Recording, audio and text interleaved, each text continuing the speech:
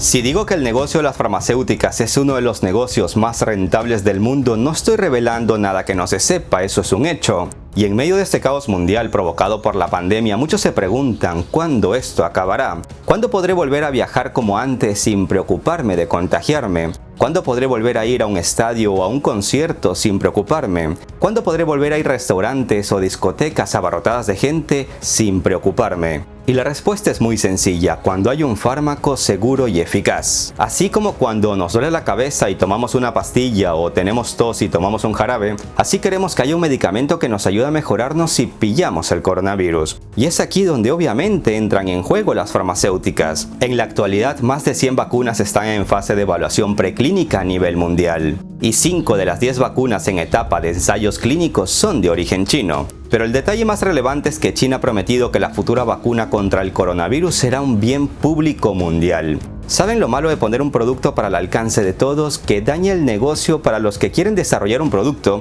que podría tener un alto costo y por lo tanto estaría al alcance de pocos, es decir, para los que tienen el dinero? Si China logra sacar al mercado mundial una vacuna antes que las farmacéuticas que buscan lucrarse de un mal mundial, sería como propinarle un duro golpe al capitalismo salvaje.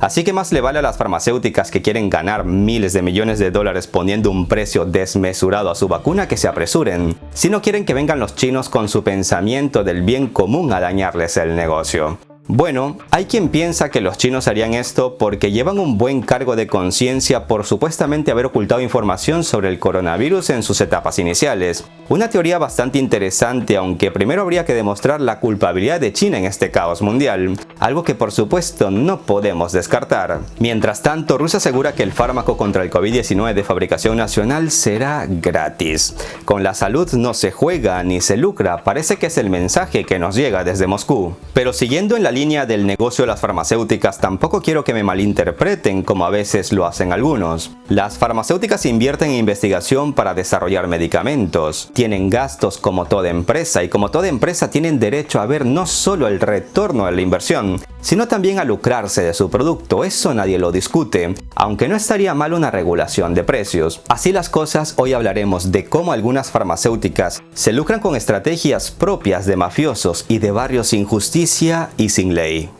Soy Gabriel Bulgakov y el tema de hoy es muy revelador. Sacaremos al sol los trapos sucios de algunas farmacéuticas que te pondrán los pelos de punta. Sin más introducción, empecemos. Capitalismo salvaje, sexta parte.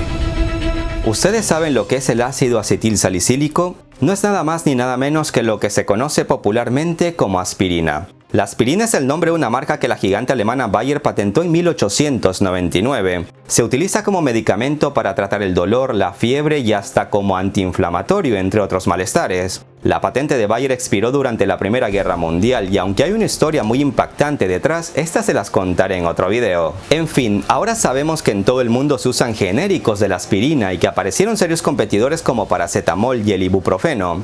También sabemos que el costo de una aspirina roza lo absurdo, es quizás lo más barato que puedes conseguir en una farmacia. Pero imaginemos por un momento, aunque suene absurdo, que nadie hubiese podido producir un genérico o desarrollar medicamento que compita con la aspirina. Y a sabiendas de su monopolio, Bayer hubiese subido su precio, digamos, de $1 centavo a $1. Estamos hablando que han subido el precio 100 veces y si no hay más medicamentos en el mercado, nosotros no nos quedaría más remedio que comprar las aspirinas por $1, ¿verdad?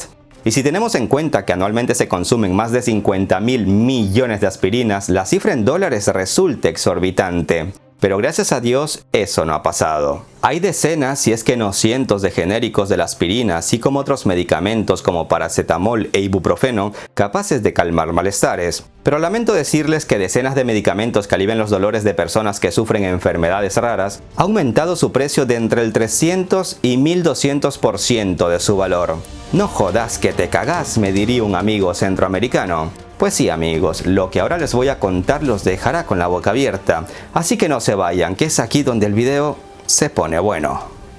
Martin Shkreli, quien actualmente tiene 37 años y pasa sus días en la cárcel, fundó Turing Pharmaceuticals en febrero de 2015 y estableció una estrategia comercial propia del capitalismo salvaje: obtener licencias de medicamentos, especialmente de medicamentos sin competencia en el mercado, y subirle los precios. Con esta estrategia obtenía grandes ganancias por un lado y se evitaba la necesidad de tener un departamento de investigación y desarrollo para crear sus propios medicamentos y lanzarlos al mercado. Un trabajo de años y muy costoso y que da verdaderos dolores de cabeza. El 10 de agosto del 2015, de conformidad con el plan comercial de Shkreli, quien fue apodado luego como el empresario más odiado de Estados Unidos, adquirió a Impax Laboratories por $55 millones los derechos de Daraprim, un medicamento aprobado por la Agencia de Medicamentos y Alimentación de Estados Unidos en 1953 y que se usa para combatir, entre otras cosas, las complicaciones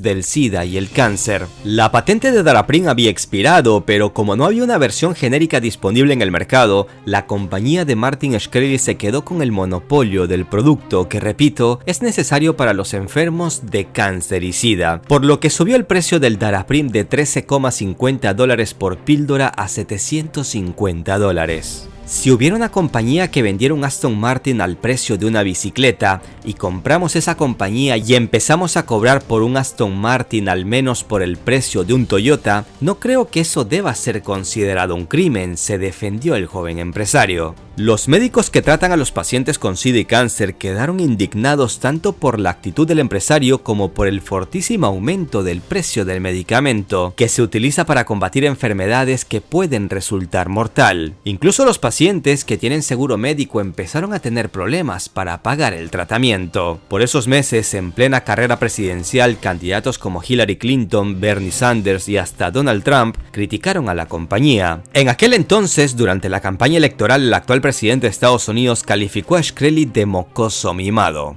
Aunque aparentemente no se violaba ninguna ley, ya que el sistema en el que vivimos puedes ponerle el precio que quieras a tu producto, Shkreli se convirtió en un objetivo de la justicia. El alza de precios de Daraprim, su personalidad extravagante, ese desafío constante ante la prensa con risas burlescas ante los reclamos de la subida de precios, hicieron sospechar que detrás de todo ello podría haber algo realmente ilegal. En una investigación se descubrió que estafó en un fondo de cobertura a los inversores de una empresa de biotecnología y estaba ejecutando negocios similares a un esquema Ponzi. Tras ser detenido, renunció como CEO de Turing Pharmaceuticals el 18 de diciembre de 2015 y en el 2018 Martin Shkreli fue condenado a 7 años de prisión por estafa. Después de que Shkreli fue encarcelado, Turing Pharmaceuticals cambió su nombre a Viera Pharmaceuticals en el 2017 para evitar publicidad negativa y siguió con estrategias poco éticas de venta. No obstante, en febrero de este año, la Agencia de Medicamentos y Alimentación de Estados Unidos aprobó el primer genérico del Daraprim y dijo tener un compromiso para aumentar la competencia en mercados y evitar los monopolios. Pregunto, ¿era ilegal lo que hacía este joven empresario, es decir, subirle el precio a su medicamento? Seguramente no. Si tú desarrollas un producto o adquieres los derechos de uno, puedes ponerle el precio que te dé la gana. Pero todo es relativo. Ferrari puede vender sus coches, el más barato, digamos, en $500,000. Ahora, los que no somos millonarios solo podemos soñar con tener uno de esos, y Ferrari tiene el poder de hacernos soñar. Pero si no compras un Ferrari no te mueres, estos coches fueron hechos para la clase alta. Ahora, ¿es ilegal subir los precios de una manera exponencial a un medicamento? Seguramente no, pero eso no es ni ético ni moral, especialmente si miles de personas dependen de este medicamento para vivir.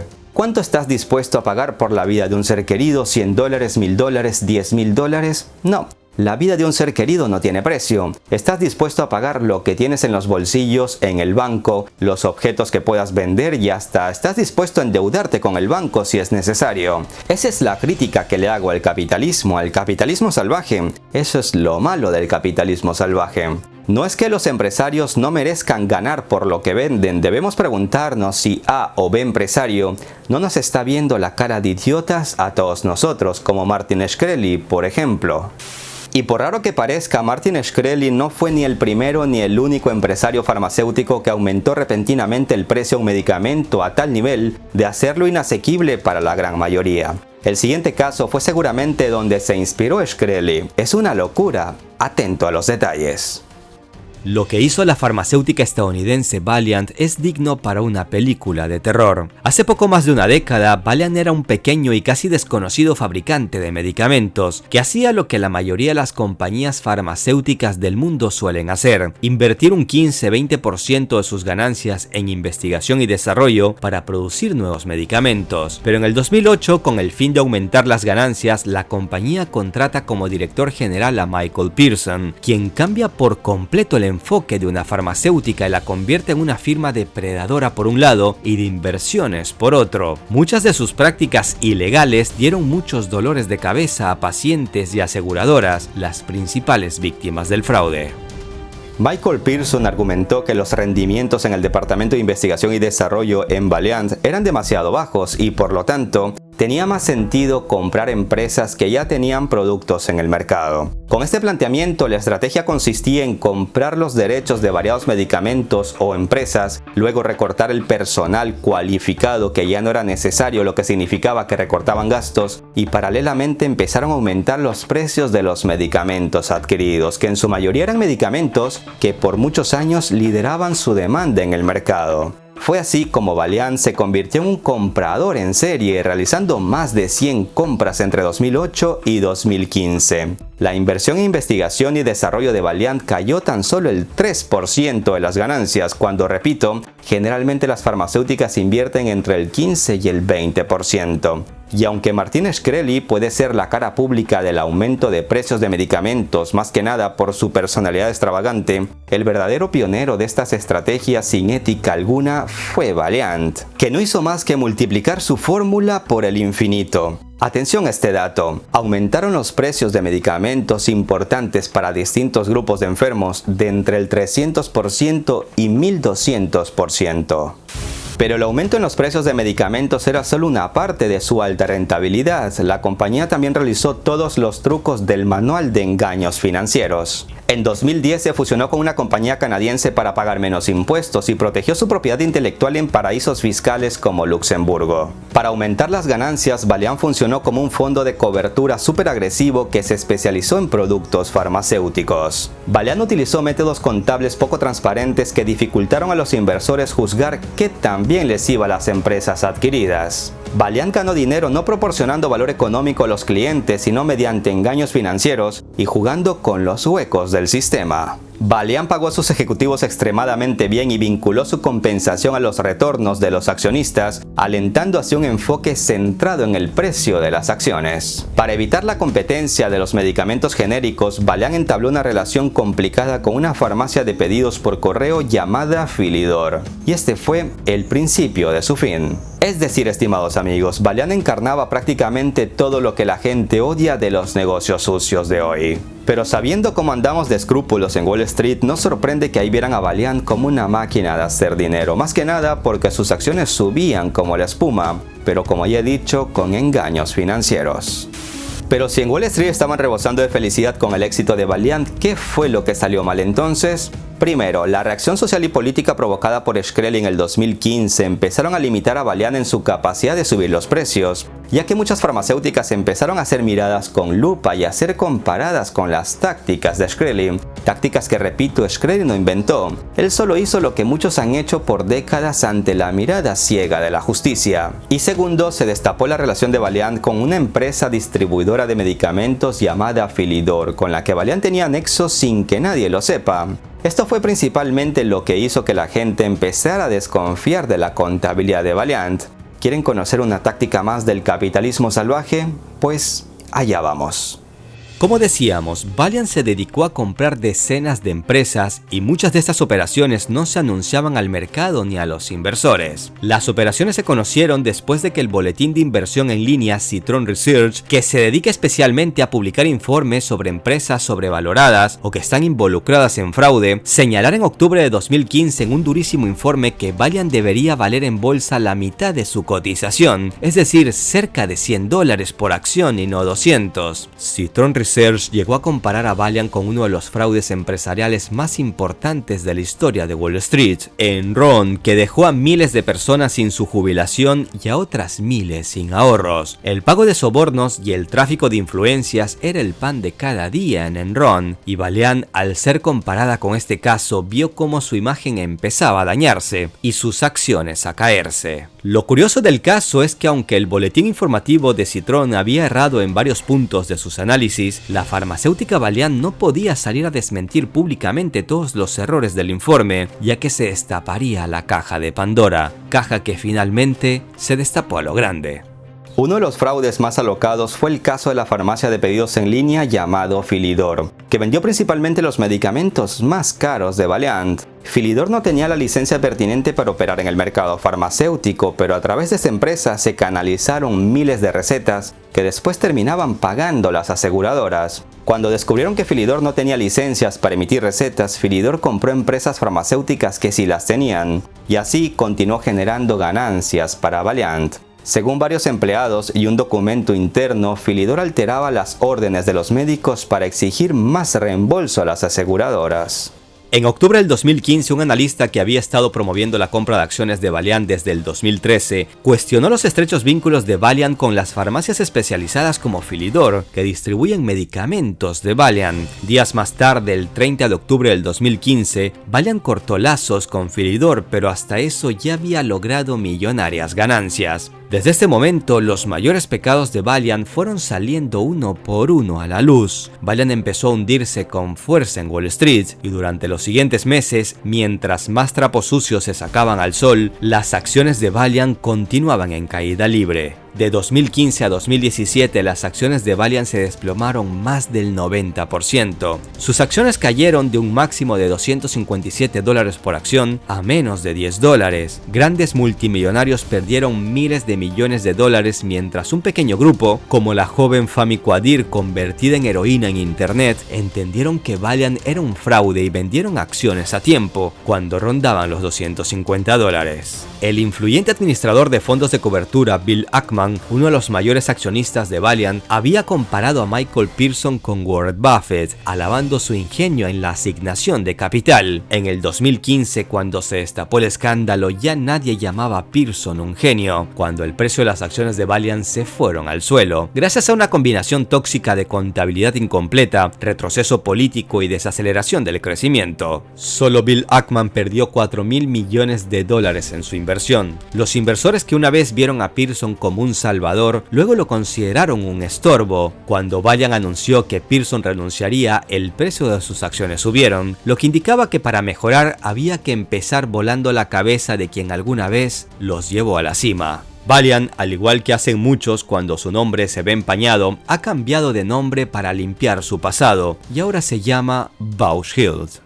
Como vemos, queridos amigos, el sistema en el que vivimos es corrupto e injusto. Los que tienen el dinero, los que tienen el capital, creen que están por encima de la ley y parece que no se equivocan. En el caso de Valeant, por ejemplo, la justicia brilló por su ausencia, ya que los diseñadores de las corruptas estrategias disfrutan de su libertad mientras se bañan en millones de dólares.